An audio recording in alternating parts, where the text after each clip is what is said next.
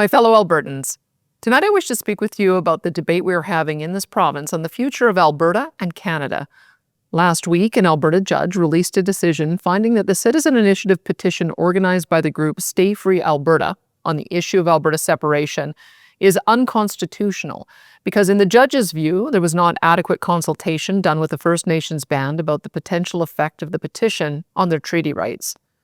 This ruling fundamentally misinterprets the nature of the duty to consult, which was never meant to prevent citizens from making their voices heard through a democratic process. Now, I want to be clear. I support Alberta remaining in Canada. That is how I would vote on separation in a provincial referendum. It is also the position of my government and my caucus. However, despite my personal support for remaining in Canada, I am deeply troubled by an erroneous court decision that interferes with the democratic rights of hundreds of thousands of Albertans. Albertans who volunteered, prepared petitions, made their case to fellow citizens, and appear to have secured the required amount of signatures necessary under Alberta law to hold a provincial referendum. The fact is that between the Forever Canada petition requesting a referendum on Alberta remaining in Canada and the Stay Free Alberta petition requesting a referendum on leaving Canada, approximately 700,000 Albertans have signed a petition requesting a vote on this issue. And I, as Premier, will not have a legal mistake by a single judge silence the voices of hundreds of thousands of Albertans. That's not the Alberta way. Alberta's future will be decided by Albertans, not the courts. Our government will therefore be appealing the decision to Alberta's Court of Appeal and, if necessary, the Supreme Court of Canada. But this process will take many months and possibly years before being addressed by those higher courts. In the meantime, under our legal system, this troubling court decision is binding law in Alberta until it is successfully appealed. This means that it is unlikely the courts will permit Elections Alberta to hold a binding provincial referendum on separation until this incorrect ruling is overturned or clarified. But there is another way to hear from Albertans while we wait for our legal appeal to be heard.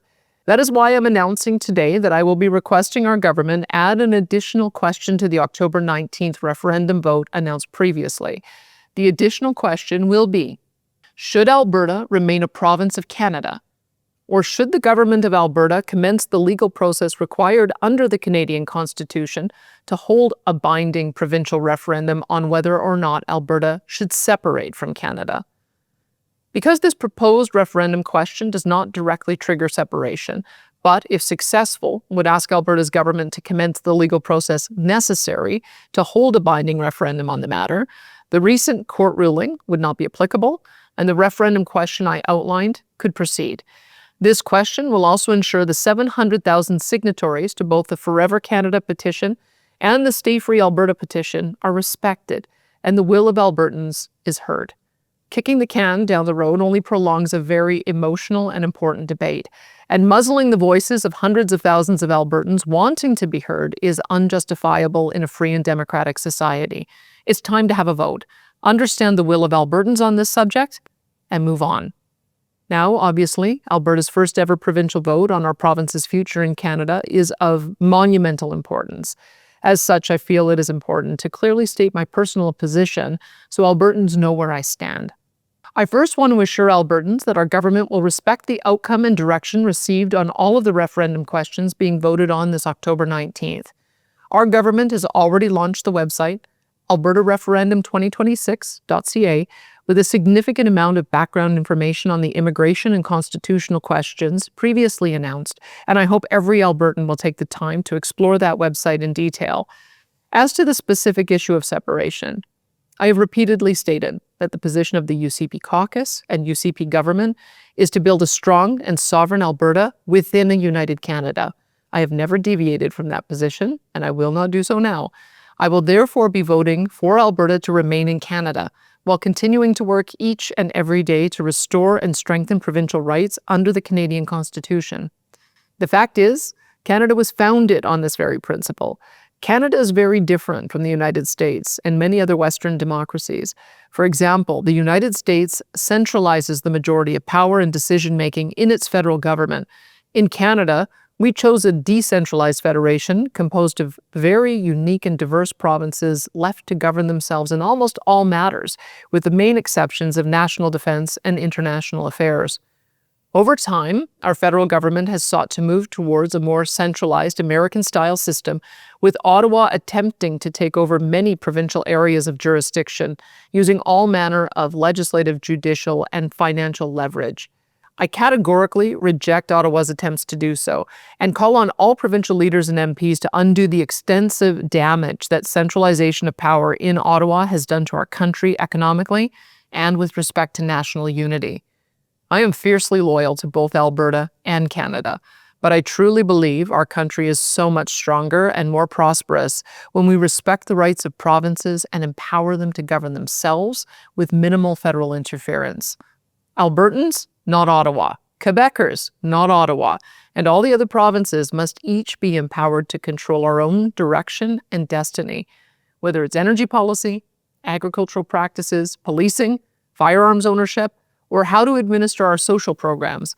The days of Ottawa dictating and interfering in provincial affairs must come to an end. The future economic success and unity of our country depends on it. When I was first elected Premier, I was very concerned that it would be almost impossible to restore provincial rights stolen from Alberta and other provinces by the Trudeau-Singh government in Ottawa. However, our government went to work anyway to see if we could.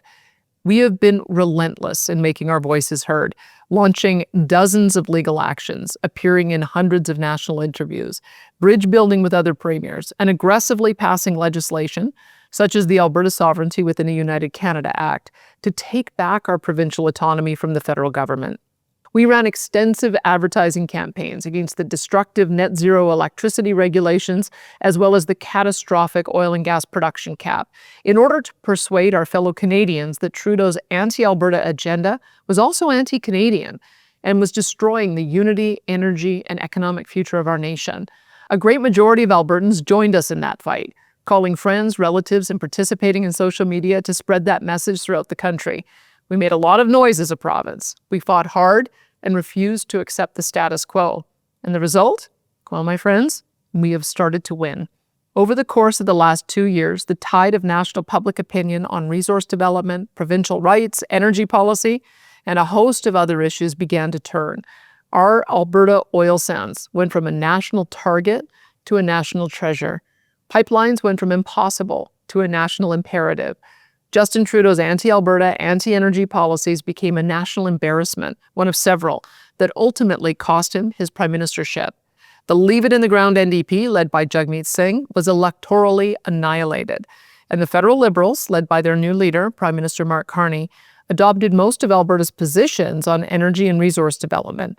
In fact, the current Prime Minister has worked very constructively with our government to craft an Alberta-Ottawa Energy Agreement, or MOU, as it is often called. This has already attracted tens of billions of dollars in investment for new pipelines, natural gas-run data centers, electricity generation, and so much more. Under that energy agreement with Ottawa, the destructive federal electricity regulations are gone. The economically disastrous oil and gas production cap has been scrapped. New pipelines carrying nearly 1 million barrels of Alberta oil to the United States are proceeding with speed toward construction.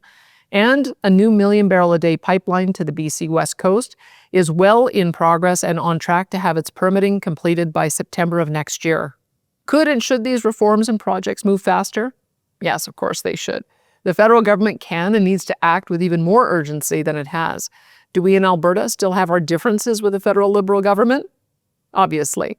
And make no mistake, we will relentlessly challenge them to respect our provincial rights and jurisdiction every time they step over the line. But my fellow Albertans, there can be no doubt that things are a world of difference better for our province than they were under the Trudeau NDP government. Both major federal parties, the federal Conservatives and now the federal Liberals, representing 85% of voters in Canada, are advocating for Alberta to increase our energy production and exports. Only some extremists in the NDP, Bloc Québécois, and Green parties, representing less than 15% of voters in Canada, hold fast to their anti-Alberta, leave-it-in-the-ground rhetoric. This complete turning of Canadian government policy and national public opinion was unthinkable just a few short years ago. No one thought it was possible, except here in Alberta. We turned the tide. We are winning hearts and minds to our cause right across the country, as many of our fellow Canadians are coming to understand that a strong Alberta and strong provinces means a stronger and more prosperous Canada. Now, to those hundreds of thousands of Albertans who are still not convinced or are unsatisfied with the pace of change and believe that separation is the answer, I want you to know that I empathize with you and I understand why you feel that way. You are justifiably frustrated and angry with Ottawa. You are proud and loyal Albertans that have watched our province be taken advantage of repeatedly over past decades, and you want it to stop. So do I, more than anything. Like you, I love this province and our people so much. I am so proud to be Albertan. But I ask you to please consider joining me to vote for Alberta to remain in Canada and not give up on our beautiful country just as we're gaining respect and the tide has turned in our favor. Not when our fellow Canadians, even those that may support different political parties, are nonetheless supporting Alberta's vision for a prosperous, energy-rich nation with strong provinces building a Canada we can be proud of again. In my view, now is not the time to give up hope in our country, not when we have fought so hard for so long and come so far. I believe Canada can still work. I believe it's working better every day, and it can work even better in the future if we keep fighting together for it.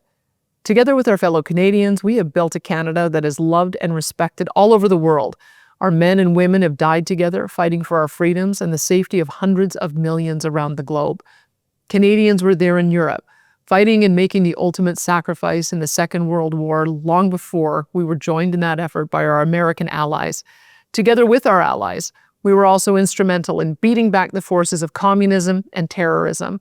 The world would be a much darker place if not for Canada. We have built marvels of technology together. We are known the world over as a country of innovators, explorers, and entrepreneurs, but also of peacemakers, philanthropists, and contributors to the good of the world. Our federal politicians may stray from our foundational values from time to time, but our fellow Canadians, they are our family, our friends, our blood. We all know our family needs to do some work to get rid of a few bad habits developed over the past decade, but that's what we are in the process of fixing. Now is the time to double down and fight even harder for the prosperity and change we want to see in our country. Because Albertans are at our best when we are hard at work getting things done for each other and our families, solving problems, serving our communities, creating and innovating, building a stronger Alberta and a stronger Canada. And now is our chance to do so, finally with a Chinook wind at our backs instead of a winter blizzard in our face.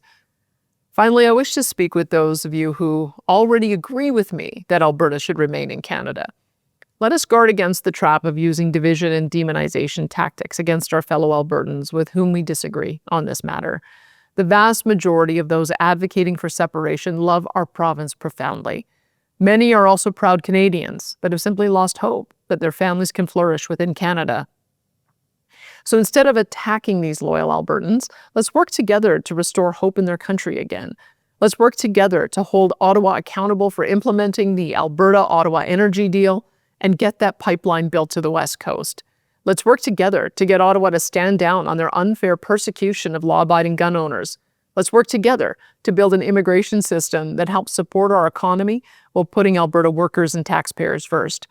Let's demonstrate why Alberta can be stronger and more prosperous as a member of a renewed and unified Canada, one that is moving past the last 10 years to empower provinces to develop and export our resources and to govern our own provincial affairs free from federal interference.